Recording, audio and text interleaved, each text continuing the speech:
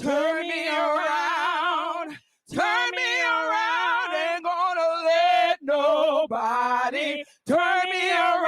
I'm gonna keep on walking, keep on talking, marching up the freedom land. Ain't gonna let nobody turn me around, turn me around, turn me around. Ain't gonna let nobody turn me around.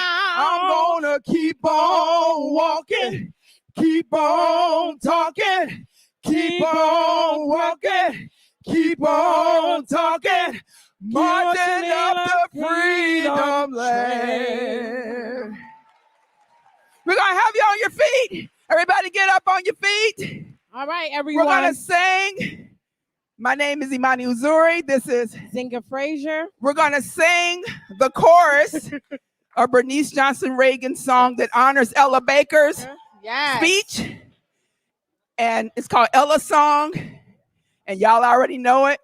So we expect you to look to your neighbor, look to each other, and we're gonna start it. All right. You ready?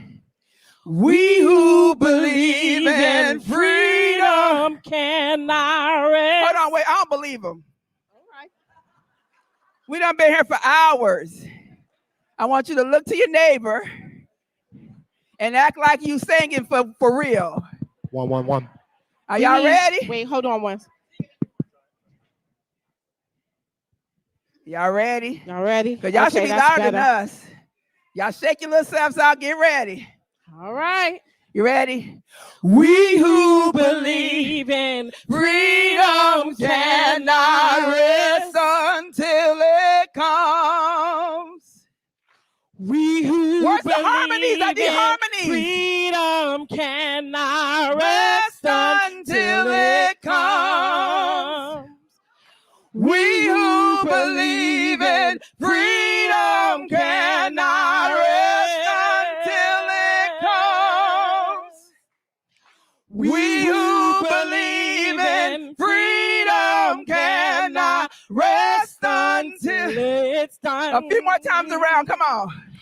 We who believe in freedom cannot rest until it comes. Look to your neighbor. We who believe in freedom cannot rest until it comes. One more time, come on. We who believe in freedom cannot rest until it comes. We who believe in freedom cannot rest. Amen. Woo!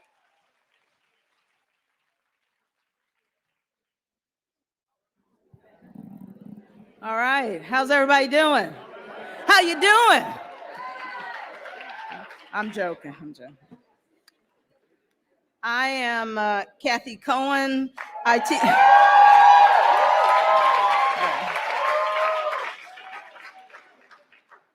teach at the University of Chicago.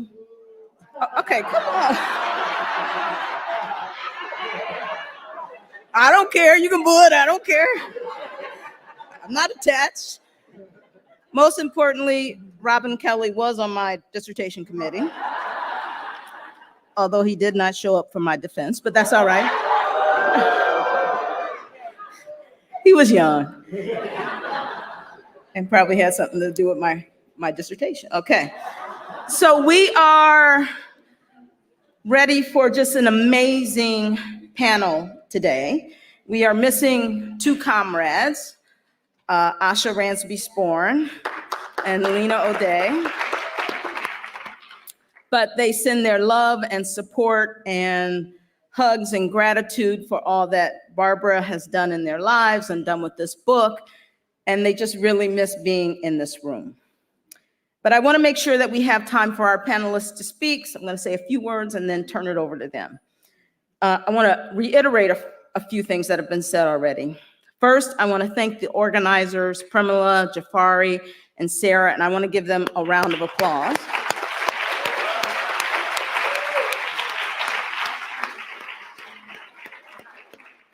amazing people who have planned an amazing event. It is such an honor, of course, to be here to celebrate my bestie. I know, thank you. Barbara Ransby and her amazing work on Ella Baker, her life, and the work of kind of building community, producing knowledge in the service of movement. There is, of course, a lot to say about Barbara's commitment, politics, and radical brilliance, her unparalleled devotion to movement spaces, organizations, and people. For those of us who know her, we know she goes without sleep to ensure that someone reads that document just one more time. She writes the statement that no one else wants to write, and she reaches out to comrades who are feeling isolated and under attack. To use her own language, she is a quilter, a political quilter of our movement. And while all of that is definitely Barbara, she is also the person who sends flowers when she thinks you are feeling down. She's the auntie who oogles and googles over the babies in our movement spaces. And she reaches out to show up and just to kind of remind us that she is in your corner and that you are loved and supported. So it's really the totality of Barbara Ransby that I want to celebrate today. Yeah.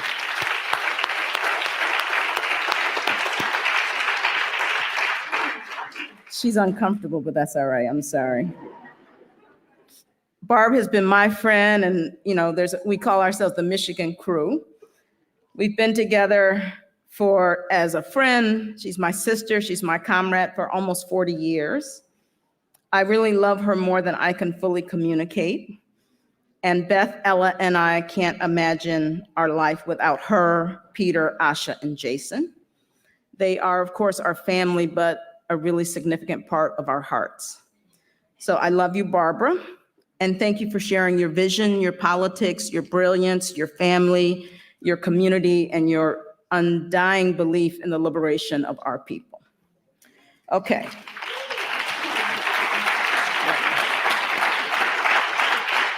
All right, I also want to make sure that this panel of activists shouts out the incredible work, leadership, and freedom dreaming of the students from JVP and SJP.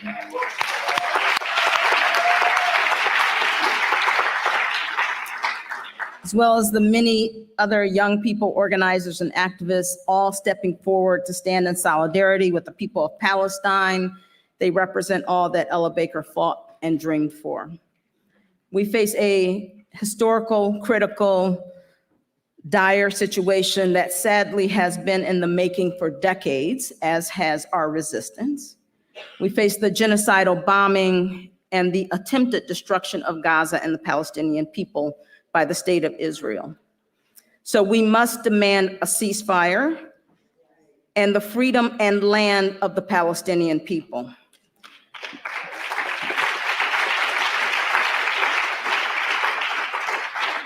We must and we will not only stand in solidarity, but we will move, mobilize, and resist in solidarity.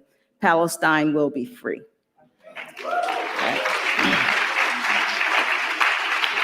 Okay, I'm going to end soon and turn it over to them. I want to just highlight some of parts of the bios. We have a couple of new folks who weren't supposed to be on the panel, but out of the graciousness and generosity of their commitment to movement and a little arm twisting,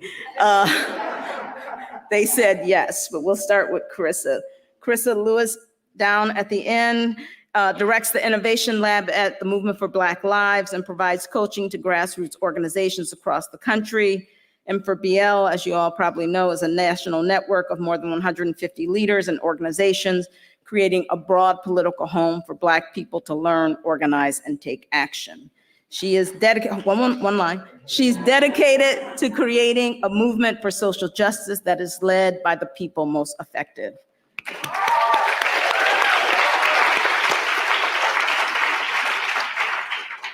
This is kind of interesting, it's in order, okay. Maurice Mo Mitchell is the National Director of the Work and Families Party and a nationally recognized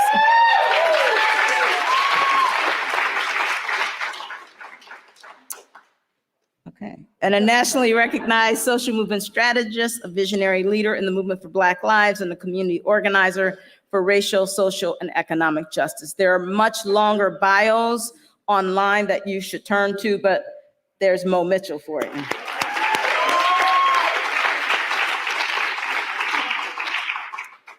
Damon A. Williams, right here.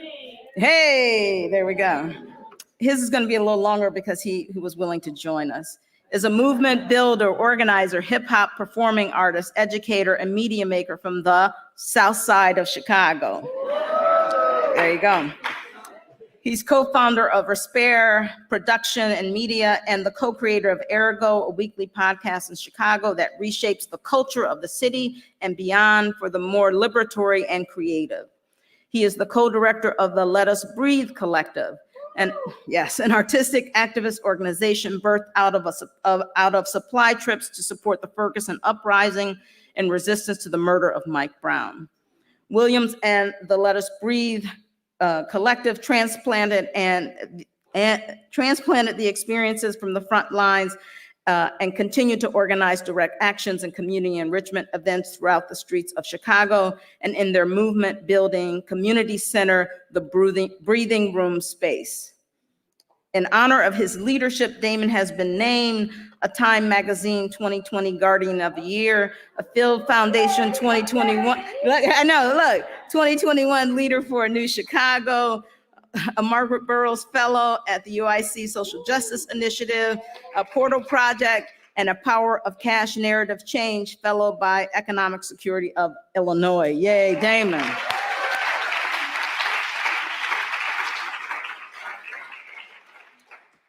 And last, and certainly not least, Derica Purnell. Woo! Derica is a human rights lawyer, writer, and organizer. As a Skadden Fellow, she helped to build the Justice Project at Advancement Project's national office, which focused on consent decrees, police and prosecutor accountability, and jail closures, providing community training, political education, and legal representation to organizers. In the wake of the COVID pandemic, Derica co-created COVID-19 Policing Project at the Community Resource Hub for Safety Accountability. She is also the author of Becoming Abolitionist, Police Protests and the Pursuit of Freedom. All right, the structure will be as it has been before. Each speaker will take about 10 minutes. I'll be timing you, right? And then we will have a bit of an exchange amongst the five of us, and then we're gonna open it up to the audience. Okay, who's first? Huh? I like the power, okay. Let's go with Mo.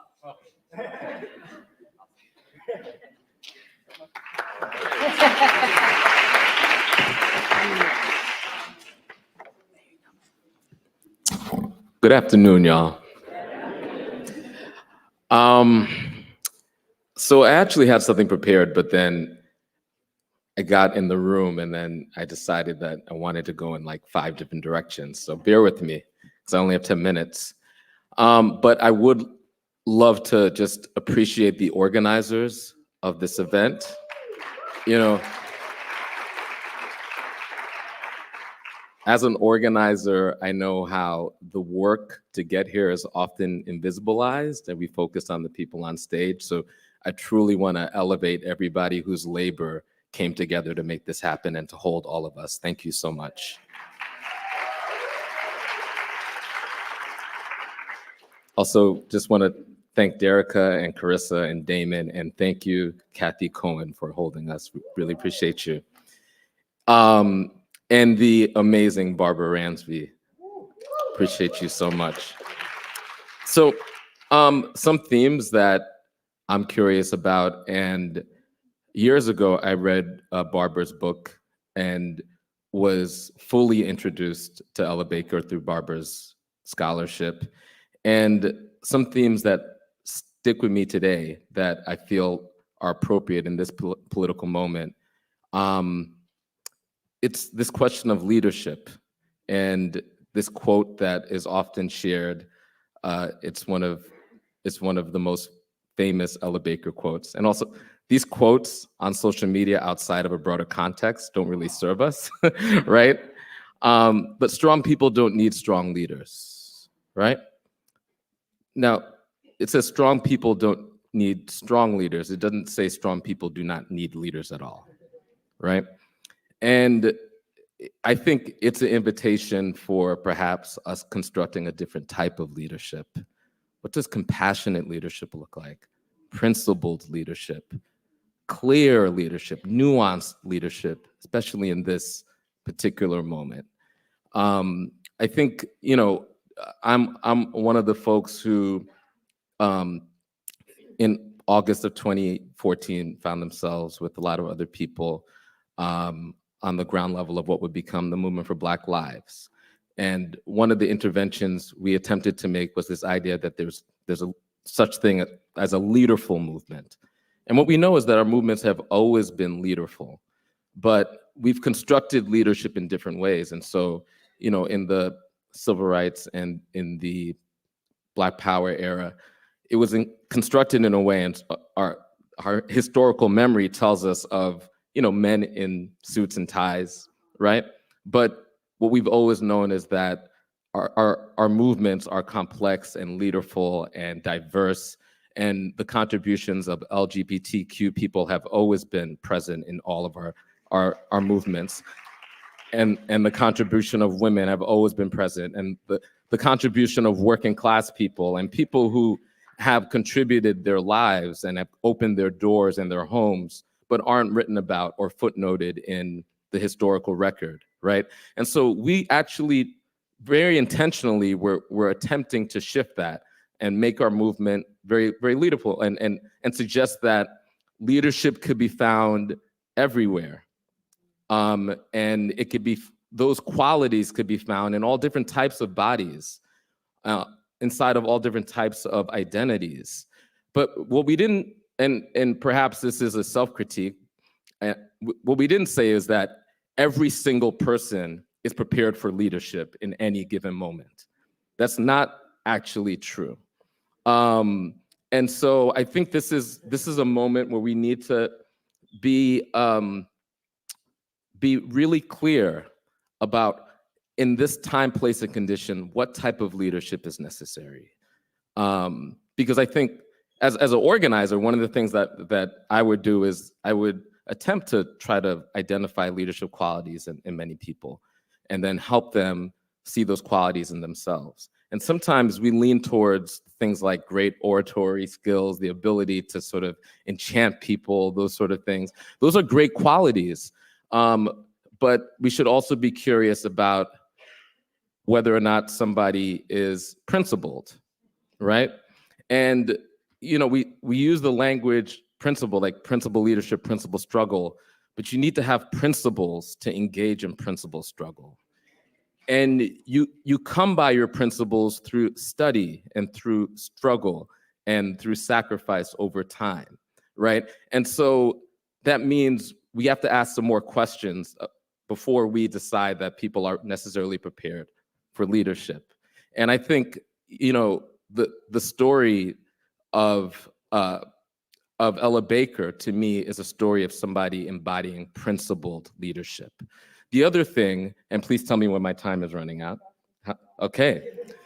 The other thing is, the story of Ella Baker is the story of an organizer, right? And as an organizer, as a lifetime organizer, I appreciate the work of activists, but I'm very aware that it is the work of organizers that build movements. And it's in the name organizer, right? Like, organizers are building organization, and have made assessments where they believe that organizations are fundamental and essential to a people building power. And if you look at her work, she chose to work inside of organizations, and imperfect organizations that she critiqued, that she challenged from the NAACP to the Southern Christian Leadership Conference. Thank you. A lot of scholars here. Thank you for correcting me. and always being a principled person inside of that organization that didn't just sort of look away at some of the contradictions internally, but played a principal role in trying to challenge those contradictions, but also understand that organization is fundamental. And I believe that to be true today. There's a lot of discourse about organization and whether or not our organizations altogether aren't the vehicles for change, aren't the vehicles for liberation. I would suggest they're imperfect vehicles, but vehicles nonetheless, right? Like, nobody's driven a perfect car, right? It's like, these are vehicles and they have utility, and we'll take them as far as we can go, and we'll improve them as we go, but we need our political vehicles. And if you believe in your political vehicles, then you should absolutely challenge them. But there's a difference between challenging your political vehicle and, all right, leaving political vehicles on the way. How are we ever going to travel without functional vehicles? And I think she's lived that life. How am I doing with time? Okay, 3.5, gonna take it home. This other thing that I think is actually, so I'm gonna read another quote. She says, even if segregation is gone, we will still need to be free. We will still have to see that everyone has a job. Even if we can all vote, but if people are still hungry, we'll still need to be free. Singing alone, and Amani Uzuri, thank you so much for your song. Singing alone is not enough. We need schools and learning. Remember, we are not fighting for the freedom of the Negro alone, but for the freedom of the human spirit, a larger freedom that encompasses all of mankind. And so there's so much to work through and unpack in that one quote, but I think it speaks to working for a North Star that is greater than mere spectacle, mere protest, just any one tactic. And if you're engaged in protest, and protest is useful, spectacle is useful, our tactics are useful, but if we're engaged in those things without a North Star, then we suffer the problem of after the protest, when the spectacle dies down, when the tactics are no longer useful, where do we go? And I think she's calling us into having a North Star, having a shared political commitment. And I'll end with this moment. So in this moment, this is a moment of very stark contradictions. This is a movement moment, and in these movement moments, many, many people outside of this room, millions of people are asking and forming some basic questions. There's many people who are asking basic questions like, where is Gaza, right? Like fundamental questions like that. And it's the job of organizers to be there when they form those questions, and to be there with curiosity, with humility, and to create space for them to answer those questions and to make meaning. Because the far right is more than happy to take your place if you're not willing to be there, right? And we just turn on TV, we see them doing it every single day. And so there's two jobs, the job of helping to make popular meaning in moments of stark contradictions. And one of the really intense feelings in these moments is that this is a very morally simple moment. It's not a complex moment. And so what happens when the ethics and the morals are simple, but the politics are complex, right? And that's one of the things that we're wrestling with right now. And so we have this dual responsibility to meet people wherever they are as they form these questions, with humility, with curiosity, because it is really hard to make meaning, especially in this particular information environment. And then we have a second obligation to insist, and this is something that you see in the work of Ella Baker, of being a weaver, of drawing those intergenerational alliances and those coalitions. Insist on keeping the coalition together, right? Because another thing that the right does very effectively is wedge us. And this is an opportunity where many wedges are pretty evident. And this is a stress test for our coalitions. And it's not, again, this work is not about what we as individuals like or want to do. It's about a shared political commitment. So staying in coalition in moments like this mean insisting on being in a relationship with people that you don't like, people that you disagree with, people that you might have meaningful but small disagreements with compared to the large disagreements that we have with organized capital and white supremacy, but insisting on staying together, right? Because that means that provides and makes available to us at the end of a struggle or a moment, the opportunity to evaluate with each other, to course correct with each other, to heal and struggle with each other. That insistence that we stay with each other, even across different disagreement, even across meaningful, but relatively small differences as it compares to the larger struggle against the white supremacist project. But you could only do that if you decided to stay in a shared political commitment and share a North Star. So that, I believe, is our duty today. And I believe that is what Ella Baker's words and life and spirit is calling us into. And the last thing, I just want to give unlimited props to Barbara Ransby, who I've witnessed call us into that tradition, who I often get phone calls that say, like, yes, I agree with your assessment, Mo, but as you know, I have notes and I have questions. And that is the principled, nuanced leadership that I think is especially required of us today. Thank you.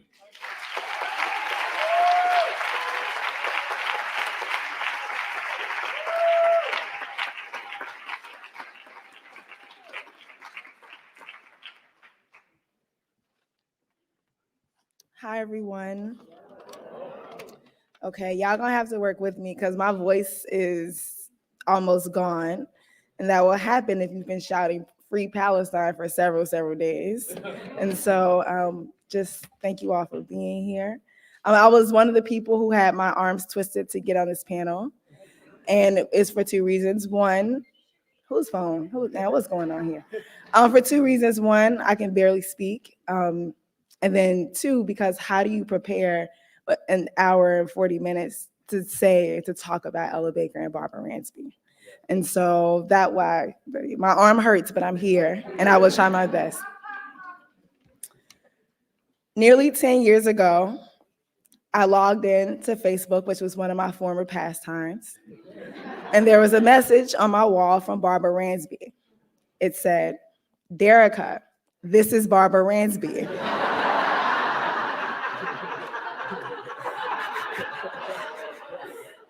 Email me.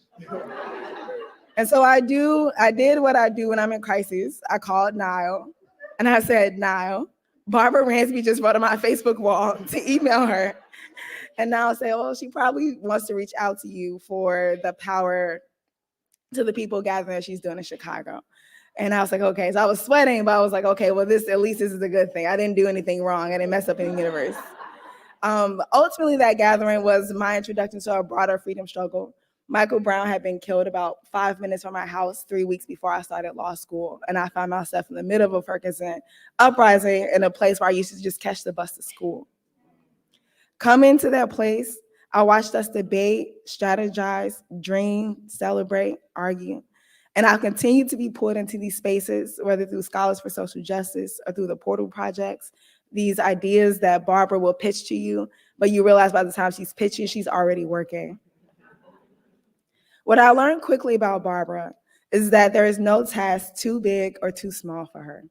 And you would know that if you were upstairs doing lunch and she was passing out chairs for everyone to sit down. I said, "Barbara, please have a seat." I also want to agree with what I heard Miriam Coppola say earlier. I agree with everything she said earlier, but this specific point, that humans are messed up. The world is messed up. The best part of finding our people in social movements is knowing exactly who to call when the world is messed up. I'm very fortunate that Barbara is one of the people that I call and that many of the people call. For Dream Defenders, my political home, Barbara has been one of the people who we keep on speed dial. You may not know what speed dial is if you were born in the last, 10 years. But for many of us, it means immediately. And this is for all sorts of crises in the world. If there's a rise of fascistic activity, we have to call Barbara. If there's a presidential election, we call Barbara. A siege on Gaza, we call Barbara. Cornel West is running for president, we call Barbara. Just kidding. Okay, all right. We're not gonna talk about it. But for real, I did call Barbara. No, seriously. And I guarantee that this is, whatever we call her with, is rarely breaking news. By the time I have called, or Dream Defenders or any other political organization in our ecosystem, Barbara has already started planning a call, starting a text thread, creating a meeting, organizing a gathering. Not so that she can tell us what to do, but so that she can be in Ella Baker's tradition and make sure that we can figure it out together. Before I met Barbara, I'd learned about Ella Baker on the Haley Farm in Tennessee when I was a college student preparing to teach freedom schools that summer. I was very lucky to learn all of the quotes, right? I understood that Ella Baker was the ultimate model of servant leadership. But it wasn't until I was politicized later that I understood why Barbara had to write the book that she did. It was to understand Ella Baker as an internationalist, as a feminist, as a socialist. And there's no coincidence that all of the organizations that I continue to struggle with continue to hold on to that tradition of internationalism, feminism, Black radicalism, internationalism. Someone like Ella Baker, who is committed to young people, is something that we often uplift in our movement spaces. And then often, obviously, in liberal spaces, right? But what I find most impressive and most inspiring about Ella Baker, and also about Barbara, is not just the traditional commitment to youth, but committing to people who are energetic about fighting for social justice, regardless of their age. That the door is always open to people who are willing to struggle, whether you're 7, whether you're 70, or we're all in this together. Barbara continues to embody this today. And I know, again, in Dream Defenders, my political home, she has been the person to teach us to be athletic in the way that we fight for justice. To be athletic means to train, it means to prepare, it means to compete, and it means to rest. Again, they said we who believe in freedom cannot rest, but sometimes we gotta take a little nap, and that's all right. Ella used to sleep, it's all right.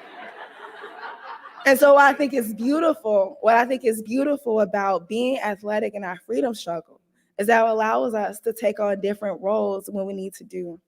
And if you've been a student of Barbara is not on my dissertation committee because I have not written a dissertation.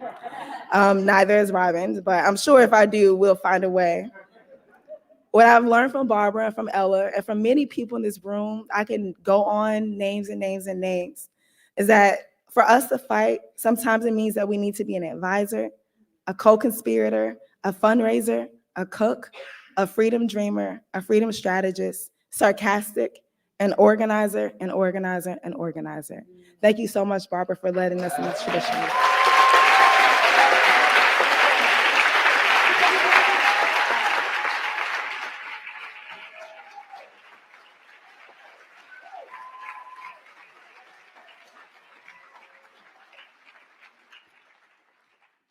Barbara, do not like this, y'all. I want to begin by saying free, free Palestine.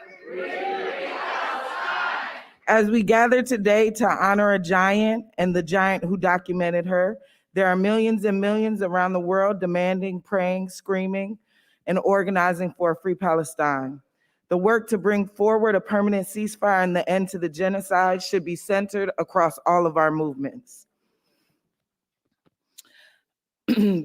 Because it touches all of our movements. It is a humanitarian issue, a climate issue, a feminist issue, a policing issue, just to name a few.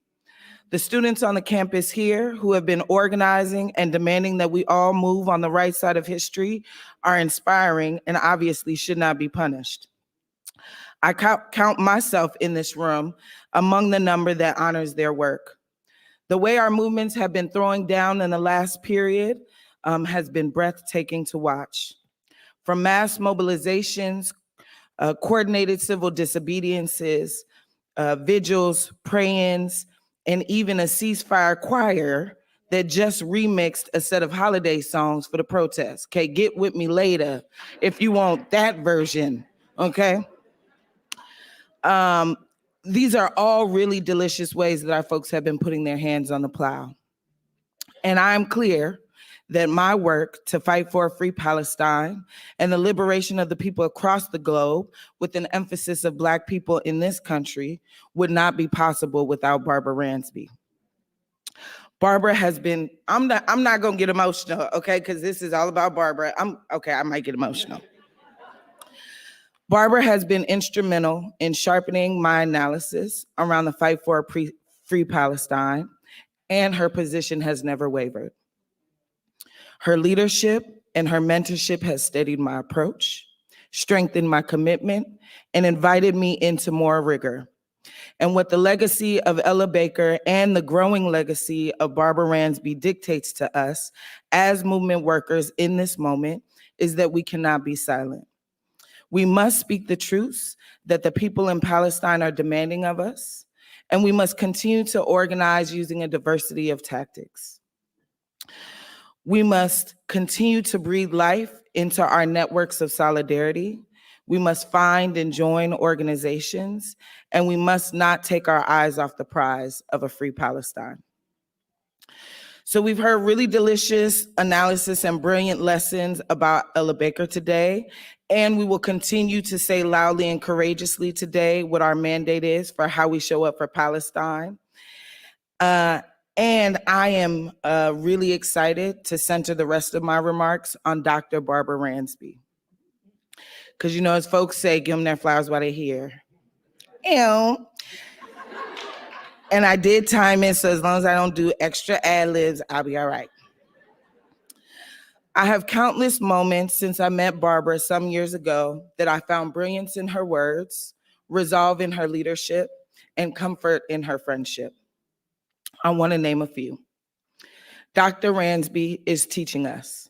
In an article written in these times titled "Quilting a Movement," Barbara asserts, quote, "Ella Baker taught us how we ought to do our movement work.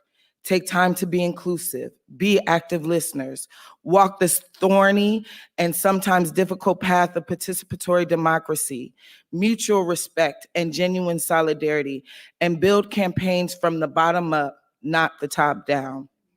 Her work to be our historian, to carry forward the lessons from past generations that deepen how we do our work, has shaped the Black Power movement in ways that are immeasurable. One of the most poignant lessons she has taught me is that we must earn the role we play in movements. Through our work, through our commitment, we shouldn't assign leadership to just the charismatic among us, although sometimes we be fine, or the loudest, but the bravest, those that are consistent, those that take seriously the work of building movements and organizations while taking the time to build a grounded politic. Those that see the world through a new set of eyes and do the very challenging work of trying to bring that world about. Our people deserve it, and our movements are better for it. Barbara is challenging us. Following the 2020 uprisings, I had multiple conversations with Barbara about our work. We both took to the streets in various ways and worked to advance invest, divest strategies that were abolitionist in nature. But she also lovingly brought forward places for us to challenge our base building strategies, our absorption tactics, and our narrative work. She always demands that we do not lie to our people, and that we do not lie to ourselves about the power we hold, that we must acknowledge our edges, and that we do not and that we do not do that just for the sake of being critical, but for the sake of sharpening and transforming.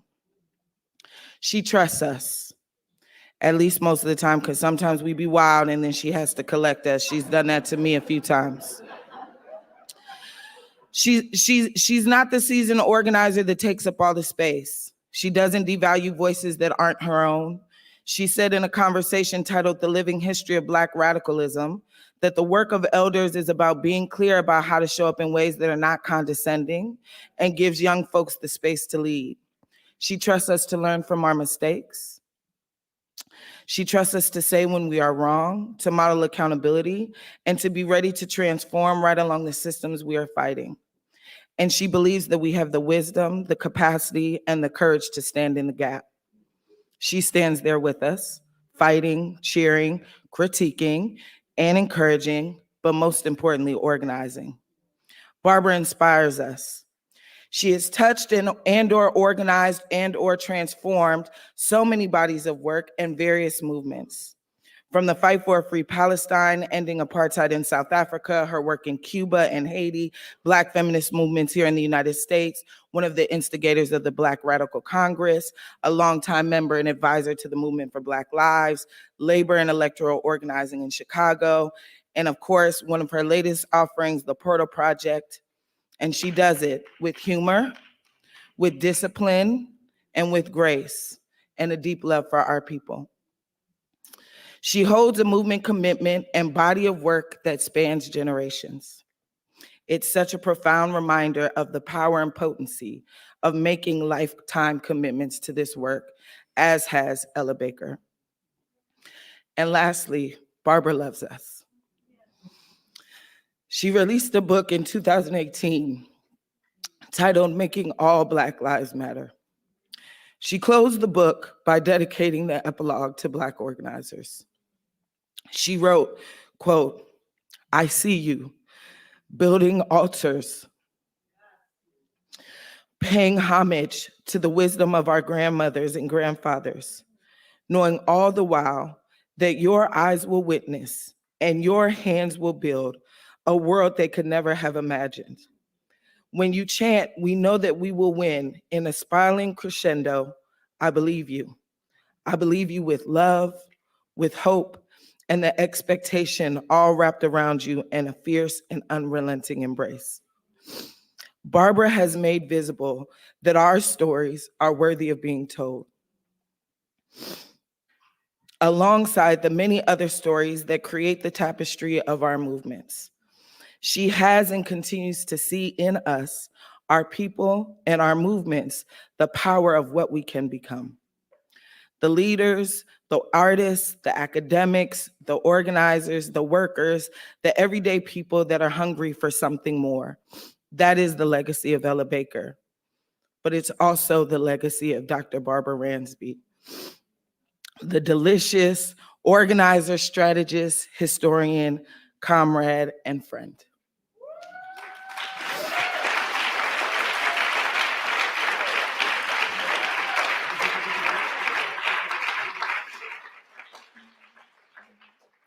One of Ella Baker's favorite questions was, "Who are your people?" In response to that, I want to assert that Barbara is ours and we are hers.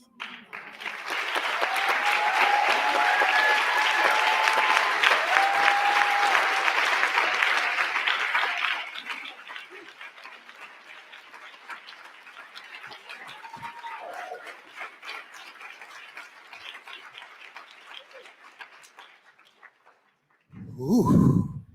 All right. Again, my name is Damon Williams, but most of the time I will be up here. I will have the honor and privilege to be sharing the words of Asha Ransby-Sporn. Unfortunately, Asha tested positive for COVID and was not able to make it today. And after I read her, so I'm gonna be using the I a lot, I, me. When you have an applause, it's not my applause, it's Asha's applause, all right? And I just wanna say, it is an honor to be here. To gather is sacred. To gather is sacred. And it is really an honor to be reading Asha's words, because we have talked at length, and I will add a few words at the end of this from my own perspective of Barbara's legacy. And Asha is her own person and has made her own choices with agency. But one of the greatest expressions of Barbara's legacy is Asha Ransby-Sporn, who I wish could be here with you all, but I will speak from on the ground in Chicago, is the most disciplined, rigorous, compassionate organizer I know, that operates with a level of integrity that we all can learn from. And so thank you for your gift to the world that is Asha. And these are her words. And a testament to the organizer that Asha is, right? Because a good organizer don't gotta be where the work happens. So she got the whole statement ready to go. It's word for word. It wasn't I put it together in the plane. It wasn't a few bullet notes here. We gonna hear what Asha had to say, even if she couldn't make it her physical self. And she's watching on the live stream, so we send love to Asha. So, from the words of ARS. I come to this work as an organizer who was shaped by my generation's resurgence of a Black liberation movement. In 2013, protests spread across the country after the acquittal of the racist vigilante who killed 14-year-old Black boy Trayvon Martin in Florida. It was this event and the following protest that inspired a group of young Black leaders from around the country, brought together by Cathy Cohen, to form BYP 100. The following year, there was an uprising in Ferguson, Missouri, after the police murder of Mike Brown that got attention around the world, and the slogan, Black Lives Matter, emerged as language that connected a massive protest movement across the country and around the world. Asha, my focus as an organizer, committed to organization building and to the serious left political projects for much of this time, has been on exploring through practice the answers to the questions of how do you translate the momentum and energy, mobilization of a mass protest movement into coordinated bases of people connected through organization into sustained organizing that creates material change. Rather than simply being an activist or an articulate orator, Ella Baker was an incredibly skilled organizer. That was italicized, organizer. And she also very much took up the question in her own time. As Barbara, my mom, she also my mama too, but as Barbara, my mom, who I'm so proud to be connected to both as a daughter and as a comrade, has so importantly written about the archive, has importantly written about and archived for us in Ella Baker and the Black Freedom Movement. Ella Baker really spent decades organizing Black folks in a rigorous way, even before the height of the Black freedom or civil rights movement took off. In the 1930s, she was executive director of the Young Negro Cooperative League, which supported and brought together Black people building cooperatives as a way to mitigate the impact of the Great Depression and the economic impact of racism and segregation. In the 1940s, she worked for the NAACP, which at its height had 450,000 members in chapters primarily across the South, made largely up of Black, poor, and working class people, and many in rural communities. Ella Baker was central to growing that organizing program and really activating the membership to take action around voting rights, desegregation, and police brutality.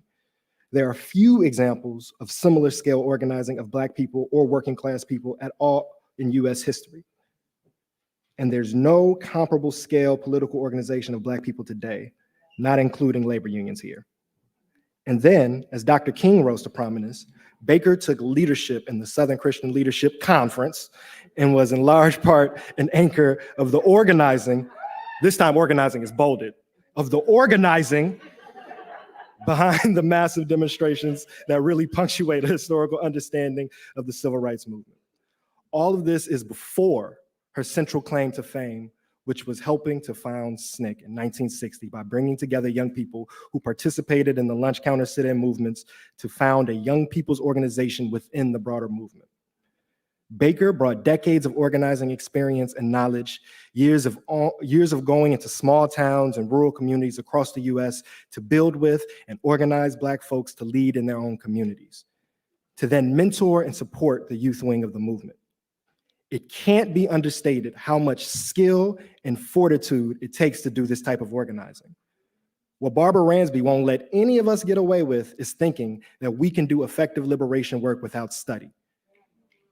And what she has given us with her work on Ella Baker is an incredible example and body of work to study in order to get sharper and more effective as organizers and movement builders. I am clear that in order to see meaningful transformative changes that improve the lives of Black, brown, poor, and working class people, we need mass movements. We need spectacle and narrative shift and masses in the street. And we also need organization. We need to be coordinated around a strategy. We need to coalesce around specific demands, and we need containers to consolidate actual people power. People in the streets gets attention on an issue, but the power in a mass protest is easily diffused beyond a given movement. Organized groups of people doing sustained organizing work complements that of protest and movement. One of the big challenges of our time is how to integrate the two. Baker very much led at this intersection and worked to offer sharper analysis around this same question of the relationship between social movement building and deep, slow, sometimes incremental grind of community organizing. Baker, much like Barbara Ransby, refused to see one singular organization, strategy, or tendency as enough on its own and remained committed to big radical change and complex strategies to get there. Now, our context today is different. It is much easier than it was in the mid-20th century to spark a mass protest or mobilization using the internet. The last 15 years have probably marked more mass protest movements around the world than at any other point in human history. From Black Lives Matter to student uprisings in Chile to now global uprisings in solidarity with Palestine. And because we are living in a time of even greater inequality, social isolation, fragmentation of communities, it is then harder to organize, to tap into longstanding community networks, and to do the work of forging durable connections in the way that is required to assert collective power. I think Ella Baker will be clear about how organizing methods and movement strategies must meet the particular social conditions of a given time. And I know Barbara Ransby is clear about this because she tells us all the time when we are stuck studying the same few Marxist old men or uncritically romanticizing Black liberation organizations that had painful shortcomings. One of these lessons I hear activists and organizers today getting from Ella Baker is around her views on leadership.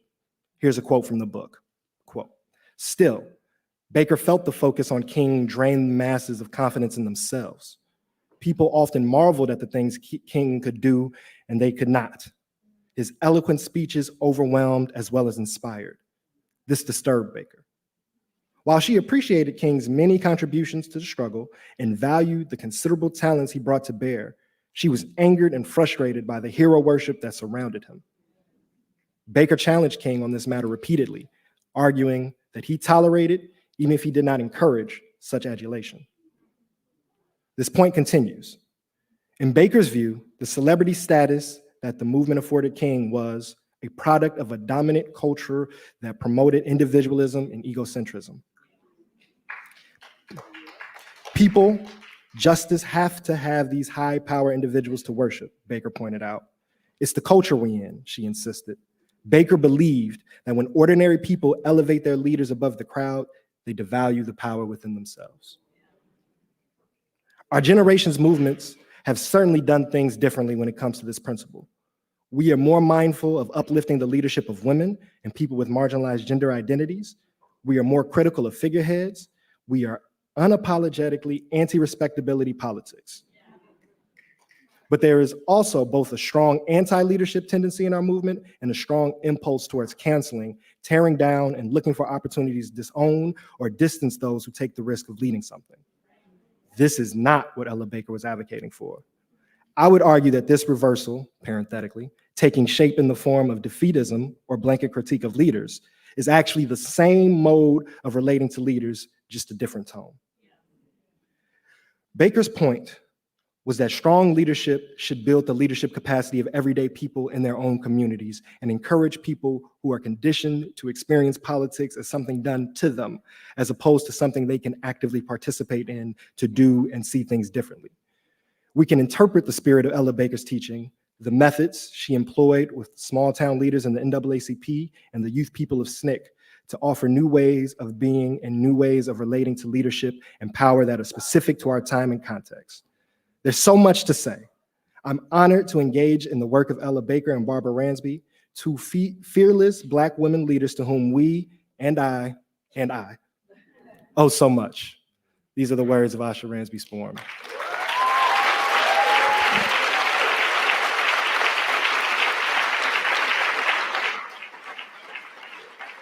So I'm grateful to Asha for these words. I'm gonna say a couple seconds and get out the way. My actual big sister is here. She's gonna close out with performance. Shout out Christiana Ray Colon. But Asha has been a big sister to me in many ways, even though I'm like slightly older than her. And so it was an honor to share that. But now I wanna just briefly say how important it is for us to gather in a space such as this. As has been named, Ella Baker embodies the type of liberatory spirit that we are working to make the norm, right? And we are fortunate to have a teacher that is not just a scholar or an archivist of that legacy, but who she herself embodies the type of human we need to be. And so I want us to take pride in being in this space together. I want us to claim what we have, what we are, what we've been, and what we're going to do. As many have probably heard or know, the tradition that I adhere to, and that I think Ella Baker adheres to, is that revolution is not an event, but a process. And Grace and Jimmy Boggs helped us understand this. And as I break down the etymology of the word liberation, it is not just the outcome of freedom. Liberation is the state of making freedom. It's about being in the state of making. And so often we are looking as revolution as something that is to come, or something that is going to happen, or something that we're getting prepared for. But what I want to name, as Barbara has embodied, and the legacy that this front row represents, and that everybody who's touched the stage, is that revolution is happening right now. And liberation is in play. And so I want you to see yourself as a part of this legacy and understand that when we say free Palestine, when we say defund the police, that is not just movement, that is revolution in action. And it is such an honor and such a human gift, because as the Boggs say, it's not just about political structure, it's not about overthrow, it's not even about the nation state. The true nature of revolution is to be fully human and to reach a higher level of responsibility. And they taught us that and helped me understand that theoretically, but the record that is the life of Ella Baker is the example of how to do that. And so this ethic of care has deeply impacted our movement space and me personally. I want to say on a real level, right? As a Black cishet man, I have inherited a tradition of harm and of taking up too much space. And so what does it look like to participate in Black feminist movement, right?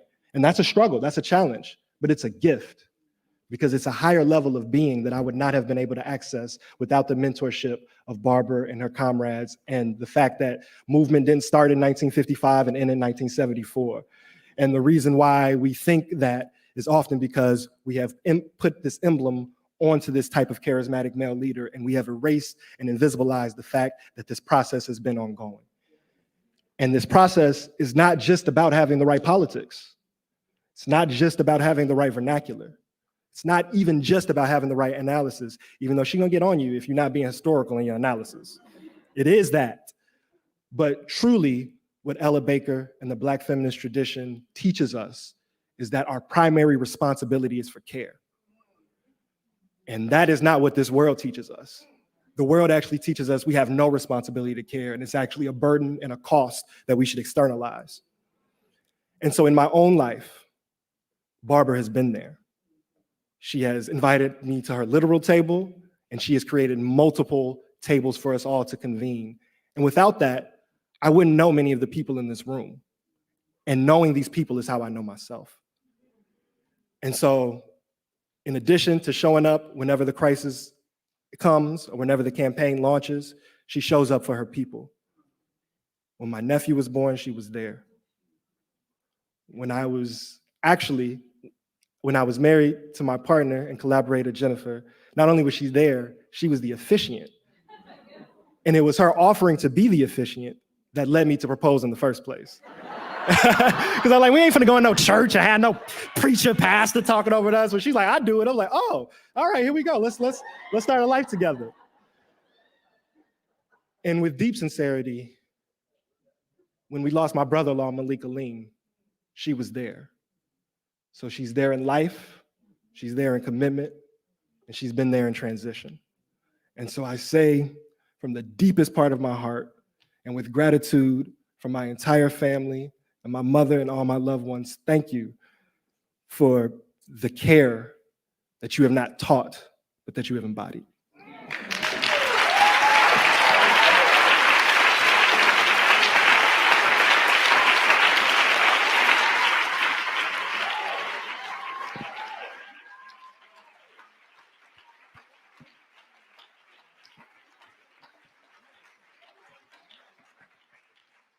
All right. I think we just learned you should never invite people ahead of the panel. You should just give them an hour and a half to prepare. And I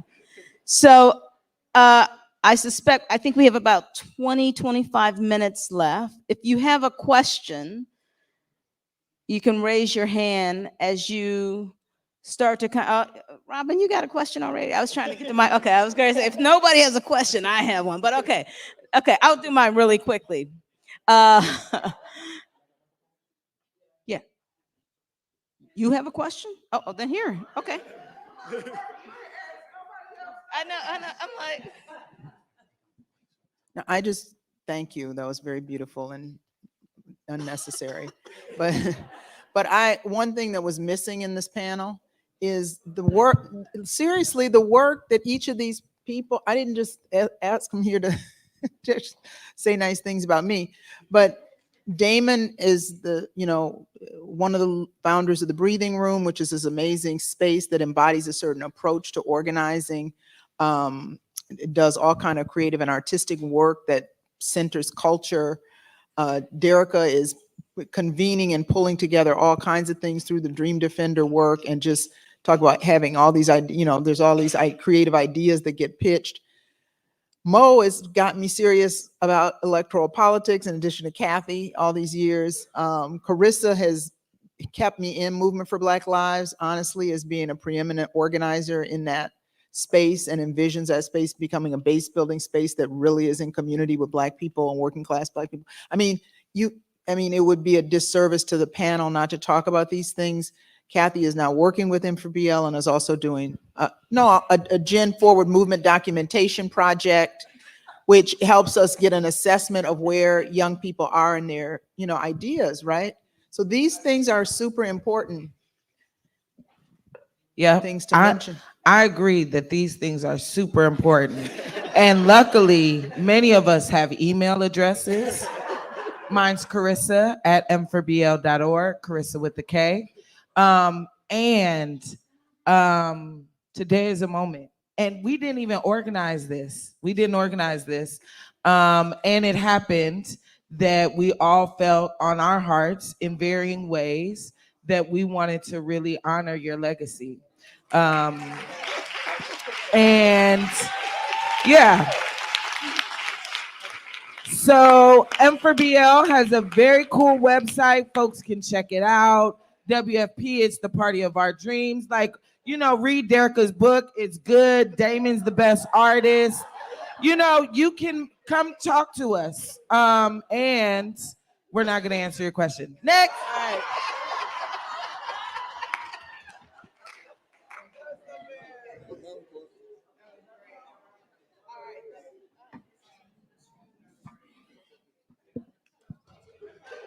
Thank you. All right. We only have a few minutes left. Thanks, Barbara, for that intervention.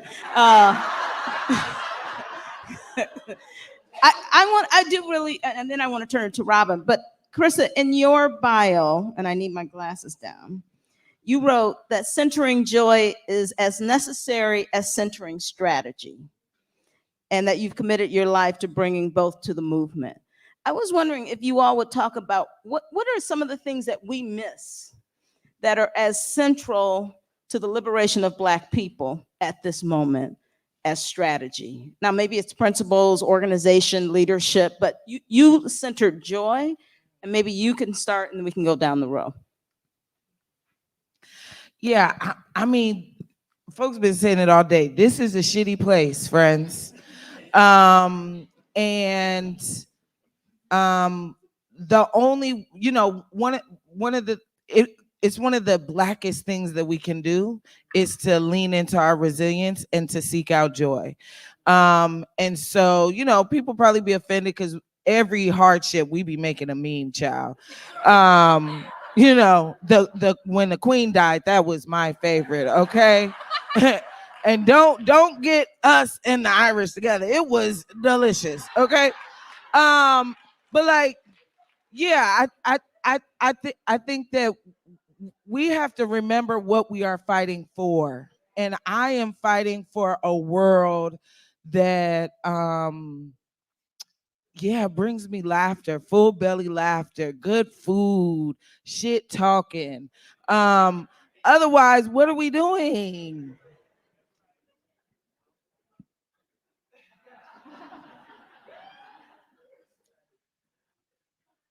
Something that we sometimes forget. I think my training has showed me that a superpower that we often don't foreground is humility, because humility invites others to meet you, to compliment you. Humility is often seen in the form of questions, not statements.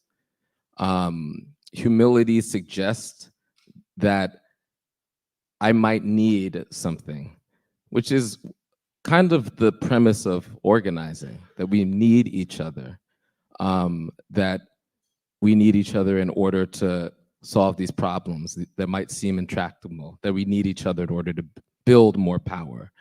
I think leaning into our humility and suggesting that when we make assessments, what we're actually saying is that this is the best that I have at this time with the information that I have, versus a strident declaration that this is it, you could either accept it or not. And so I think a humble movement is an invitation. A humble movement provides on-ramps for others. A humble movement believes that people can be transformed. That also means that that movement could be transformed by others. And so I think that is something on top of the joy, right? Because ultimately, if we want to be irresistible, then we need to front load our joy, and we can't it's like so much of what we have, our culture, our food, our music, our dance, was naturally just integrated into our struggles. And I think part of the somehow maybe professionalizing of the fact that you could have like an organizer job or whatever has kind of seeped in the culture of neoliberalism and professionalization, all these other things, where it's like, this is not professional. And so leaning into the things that make us human, I think is some of the things that we often leave behind in the stridence. And so humility for me.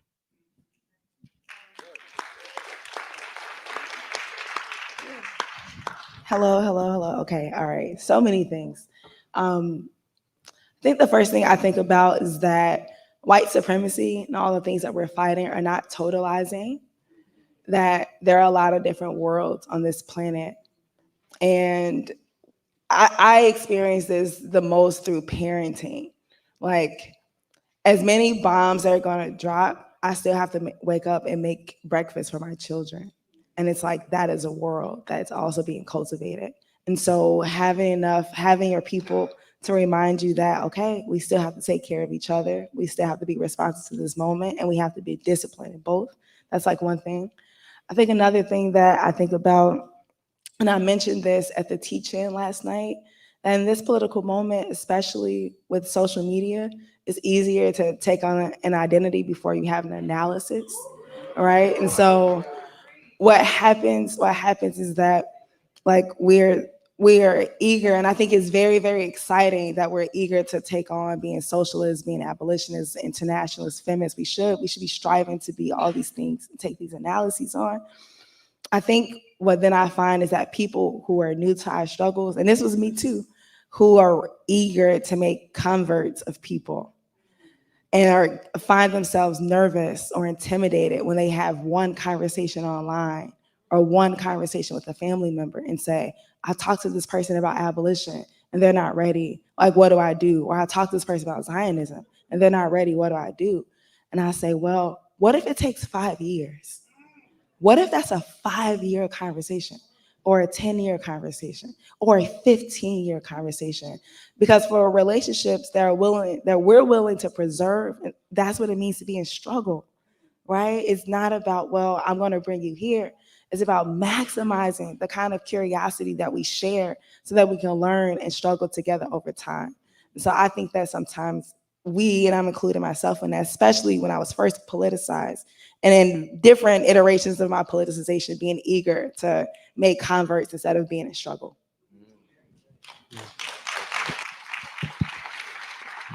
Yeah, just to add briefly, I want to distinguish the type of joy that I think we're talking about, and then also do Barbara's assignment of like tie it into some of the work that's happening.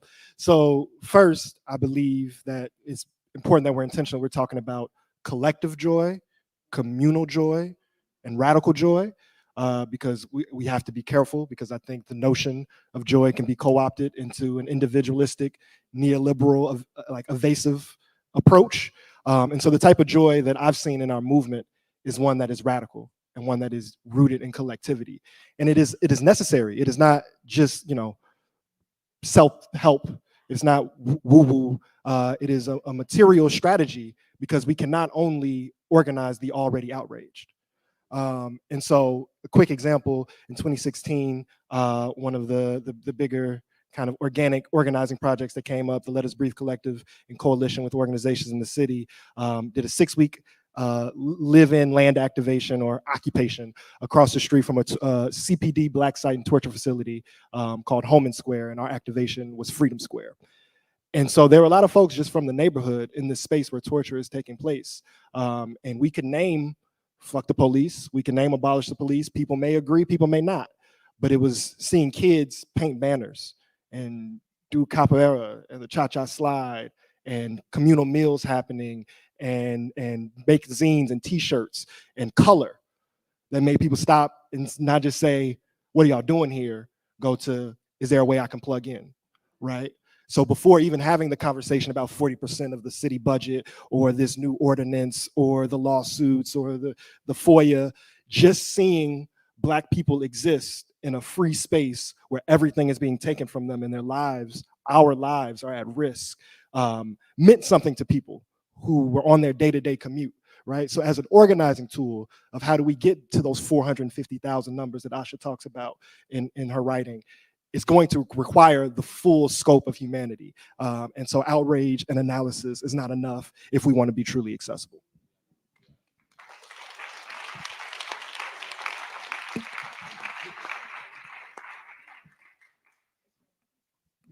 Okay, so I had a question for the panel, but before that, I'd be remiss if I don't mention Rabab Abdulhadi, who had organized a lot of delegations to Palestine, including Women of Color One and others. And I just want to make sure her name is mentioned, because she's an amazing Palestinian radical. I should mention it this morning in my panel.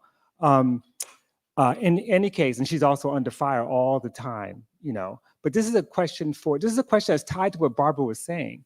See, one of the most important parts of the book is not just about leadership, but education, mentorship.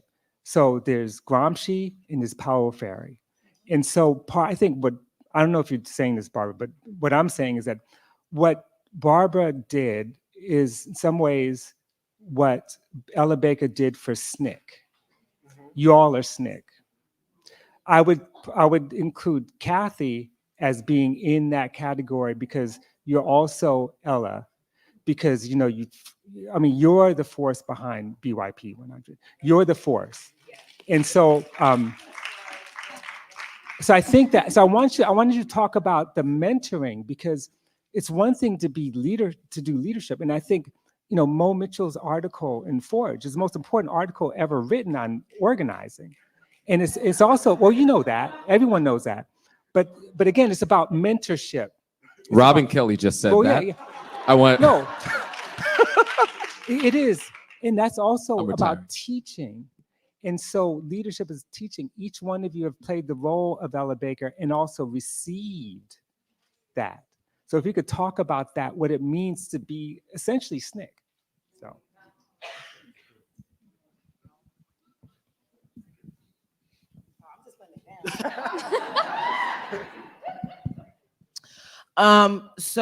So Barbara and I are instigators of a project called the Rising Majority.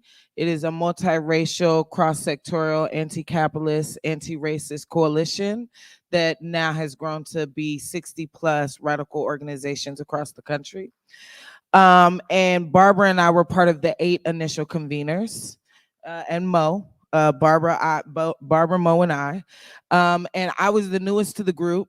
And I either Mo or Chinyeti asked me to write the agenda for the next meeting. So I write the agenda, send it to the team, and I take a peek, and Barbara has taken out my icebreakers. And you know, I like a little razzle dazzle, so I put that shit back in there. And then I take a peek again and it's gone again. So I called Chinyeti, who's our other comrade, who's an instigator, and I'm like, this is Barbara Ransby, you know, our Ella Baker. What should I do? And she's like, just call her.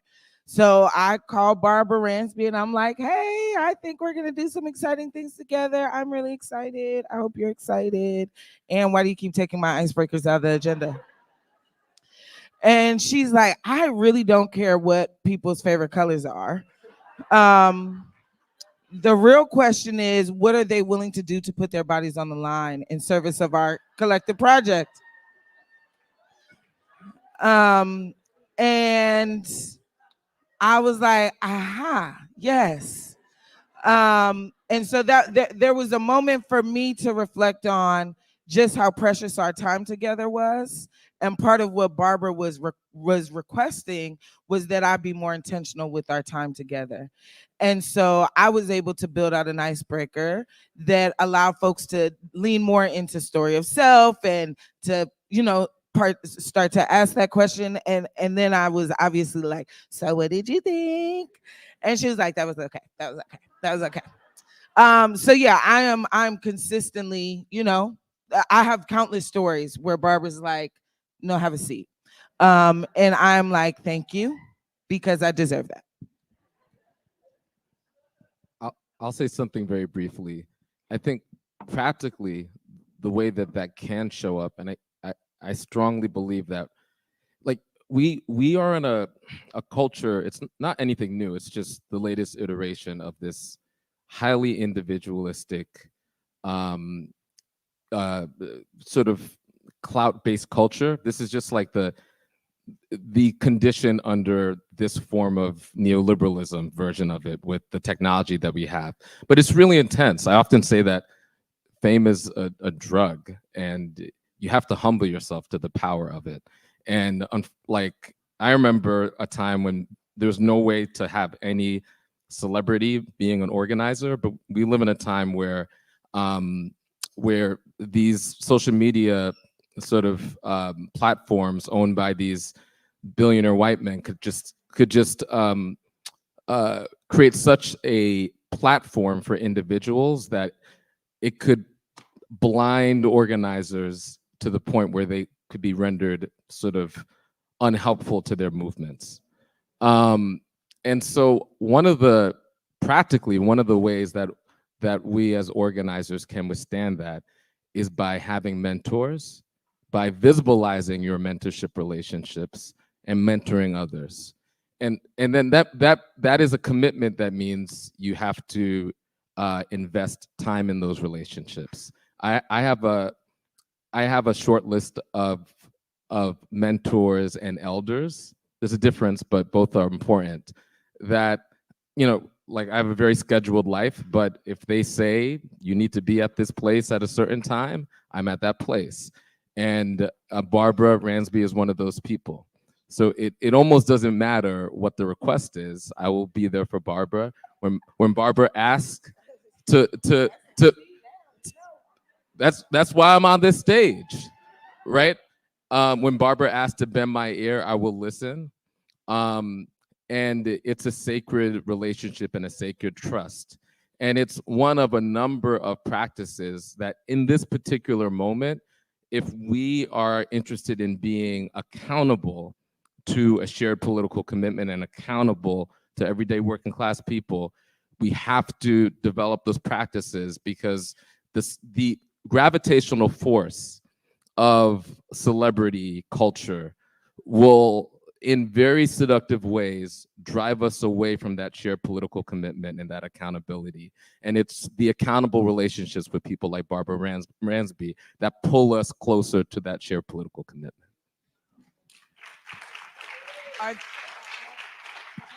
You want to answer too? Okay, can I, before you answer, are there other people with questions? Okay, so no, so we're gonna let Derica answer, and then it'll be your question. And you sure?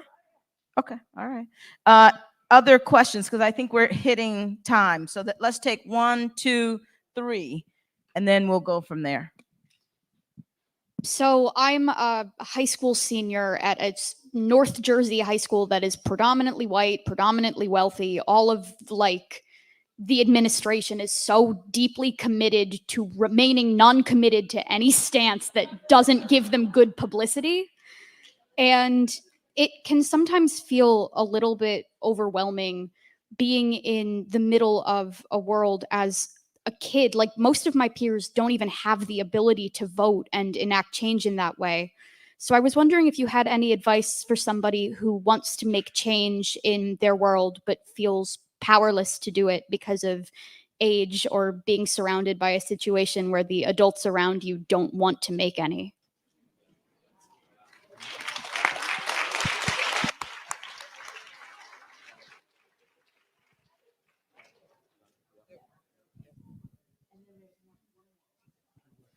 I say it now. I just talk. Okay. Hi, I'm Jen. Thank you guys so much for talking. This was really, really amazing. I'm like 27 now. I started my role in this when I was 21. So I'm doing a lot of 5-year reflections lately on my time and leadership. And should I talk louder? Oh, okay. I'm really shy. All right. And in those reflections, you know, I'm trying to come to terms with like where I've struggled with leadership, for example, because I don't feel like there's a lot of conversation there. And I was just wondering if any of the panelists would be willing to talk about a moment that you guys struggled with leadership and holding that position and the expectations that come with it, and what helped. Where did that take you? Thanks.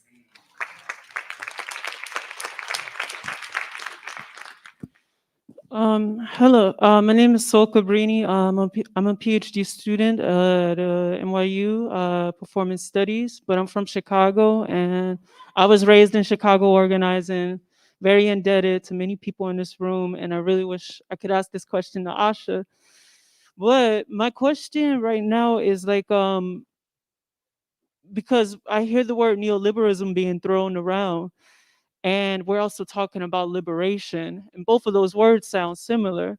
And so my question is, what is liberation, or how do you imagine liberation to be that is not trying to go back towards or return towards liberalism or neoliberalism?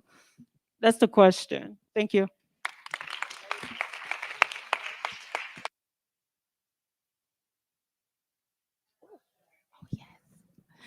Hello, I'm Nyla. Do I have to stand up? Okay. I'm Nyla. I've been engaged in movement work since I was a teenager. I won't say how old I am now.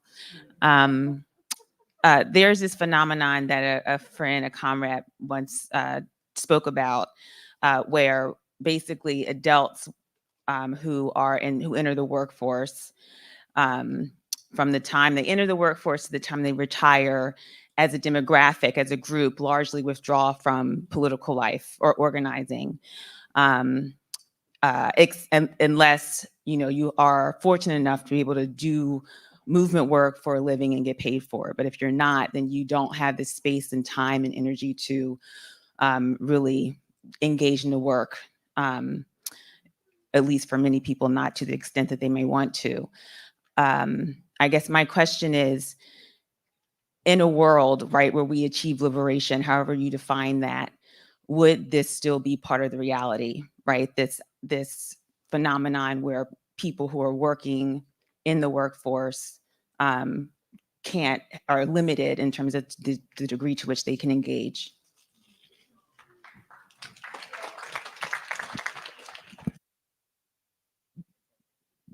Ask each one of you, take a question, right? Because we unfortunately are going over, but answer your question. Okay. Last question first. My understanding of liberation requires worker democracy. So my vision of liberation has to include workers democratically having more control over their time, over the products of their labor, over what to do with the profits that come out of their labor, et cetera. So in my version, we would have resolved that contradiction that you shared. And then to the high school student, you know, so in his final year of life, Kwame Ture, Stokely Carmichael, I got to hear him speak when I was an undergrad student. And I mean, it was like a impassioned mission to organize. And what he said, and I remember it like it was yesterday, was that your job is to find an organization. So find an organization, and it's great that we have online tools, so it doesn't have to be geographically with you. And if one doesn't exist that matches your intentions and your politics, build one. And there's people who can help you. And WFP has a chapter in New Jersey, so we could talk afterwards. And I think somebody else goes to your school here, because there was somebody else who was like, I go to a very raised, they was back here in the corner. Y'all remember that? Y'all might want to just connect. And then somebody was asking about somatics earlier. So I just wanted to name that a lot of folks in Black movement are engaging in somatics work through an organization called Bold Black Organizing for Leadership and Dignity.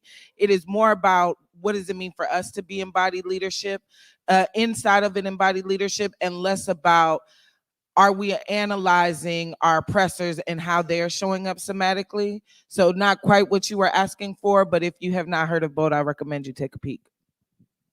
Yeah, this question about how, as a young person, how can you navigate when you feel sort of powerless? I absolutely agree with what Mo said. I think it's important to connect with other high school students who are organizing. So Brotherhood, Sister Soul, I saw someone here. I would highly recommend connect with an organization like that. Reaching out to people in Chicago for Asada's Daughters. There's in Maplewood and South Orange, there's a Freedom School program where they have young people organizing around abolition and feminism, internationalism. There's a lot of work happening right around Jersey. And I would say, especially at a school that's white, what gets so frustrating about this book banning moment is that the mainstream discourse is about how it impacts Black students. And it's like, no, it impacts white students as well. And what the writer is saying is partially right, which is white students are learning history about their ancestors or people in this country being colonizers and enslavers. But it's not like they're trying to teach y'all about Anne Braden, right? It's not like they're trying to fight to teach y'all an alternative history of like radical, interesting, important white leftists. And so I think that's a ripe opportunity at your school to say, oh, we're gonna start a certain kind of white left radical history club since y'all trying to ban Black books. And so I would highly recommend working with those organizations and figuring out how to do something across schools. And then the question about when liberation comes, I'm just thinking about what Damon said about revolution being a process. And what I hope is that when liberation comes, we fight in better problems. And so it's not that we're going to get to some place where we have a society without problems. And the liberation I have is not centered on work. It's not centered on how people are organizing their time around labor, but rather around love and around leisure, right? And so it's not about whether you will be able to pull out and then be able to go and do movement work. It's like, well, that's a part of our lifestyle. And what I've learned from various Black radical traditions is that we are fighting for better problems. We're constantly fighting for better problems. I tweeted this maybe a couple of weeks ago. So I wish this was like the 50th anniversary of the celebration of the one state solution. Or I wish we were already celebrating people getting reparations for what happened. Like there's so many things that we could be spending our time planning for, but we're not, because we're still fighting what we're fighting. And so I hope that the kind of what we think of a category as a worker is completely radically transformed in some future that I don't know if I'll live to see, but I know if we don't start fighting for that future right now, the people who are fighting in the future are going to be behind. So it's up to all of us to do what we can in our generation to fight for new problems.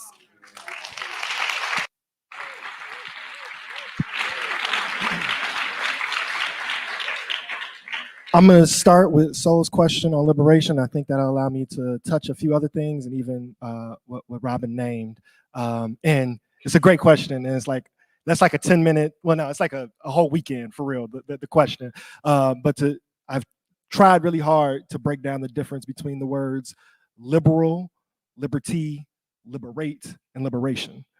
And when you see the definition, when you see how they all have some root around freedom, but Obviously they are different expressions of the relationship to this notion of freedom. So I understand liberalism and neoliberalism as an individualistic project that is rooted in irresponsibility, right? It means I have the freedom to not participate. I have the freedom to not have to care or be responsible for anything besides myself. You can't tell me what to do, and I'm not going to do nothing I don't want to, right? Is a simplified version. And again, liberate is the verb, to make freedom. Liberation then becomes the noun, the state of making freedom. So for example, many folks in here do work behind prison walls. I want to shout out PNAP, Prison and Neighborhood Arts Project, that I've been able to participate in. And when I go into that space, the height of captivity, the height of non-freedom, I am seeing folks who have been down for 20, 30 years on a daily and weekly basis, committed to the state of making freedom, even if it's in a 90-minute, 2-hour study hall, right? Learning about feminism, learning about abolition, learning about environmental justice, learning about restorative justice, learning about semantics, and doing it in Statesville Prison, a space of torture and murder, right? And so liberation is not about us being free, even though we want to, and we want to get rid of all these systems. It is actually being in the state of making. That's how I understand it. And for the question of basically burnout or discouragement, which really resonates, which I think connects to Robin's question about mentorship, for me, it is showing up, right? So, I'm pushing 10 years in this, and I can speak personally, but for the people that confide in me and talk to me, there has been discouragement at every time. And I think the record and the historical record shows every year, every decade, the folks who show up have been demoralized, have been disappointed, have been hurt, have been betrayed, have been persecuted, and it kills literal people, right? But at the same time, showing up to a space like this fills up my cup. I say these words, I get on podcasts, I do, and regularly I question should and can I be doing this? And then I show up with my comrades and I hear the proverbial sermon and I am reinvigorated. And so that is what mentorship it really is. It's organizing teaches us without having to be at the front of the room lecture teacher, right? So I want to, for Barbara's sake, right? Barbara's not alone in this mentorship, and a lot of it is in this room. But Barbara, Angela, Ruthie Wilson Gilmore, Robin, Cathy represent and are part of a larger mentorship body that has been mentored and is continuing this transmission belt, right? And so you yourself, 4, 5, 6 years in, doing mentorship also reinvigorates you. When you see that there are folks who are like, oh, I ain't been doing nothing but TikTok, and now I'm out here screaming free Palestine. Now I'm doing a mutual aid table. What does giving somebody groceries in Harlem and the Bronx have to do with Gaza? And helping to make that connection through that showing up is really important. So, we learned in Ferguson that folks from Palestine were teaching folks to, put milk and Maalox in the eyes during moments of chemical warfare. And then, I know stuff's fucked up over there, but I still had this, they're supporting us because Black America is the center of justice, right?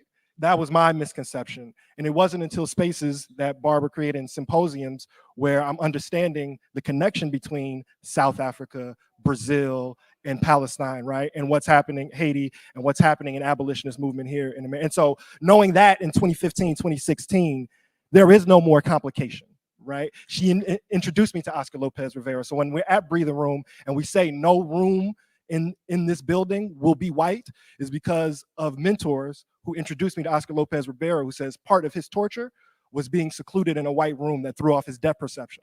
And so part of being human is to have color. And I would not have known that from reading a book. I wouldn't have known that from writing or from talking. It is from being in relationship. And now we've told hundreds of people walking through this building that we didn't just paint these walls because we think we're good artists. We painted these walls because this color represents our humanity. And so liberation is the state of that making. And we're always going to be burnt out. But but I recommend to find your people and that you are in the room with the gift. Miriam, Barbara, Angela, Gina have given us so much. And if you just, they have enough work. It takes years to read all the books and listen to all the talks that they've done. Just do that. That's going to give you enough of assignment, and you'll look up, it's going to be 5 years. It's like, oh, dang, now I got to go to the volume 2 or the 20th edition where they add a new intro. So you will never not be discouraged is the truth. But every time I show up, I've been reinvigorated, and I think that's transferable. All right. Thank you. All right.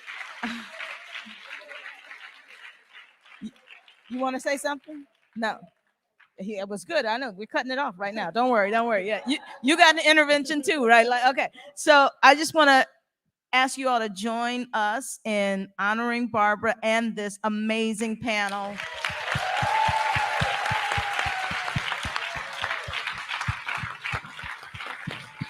All right.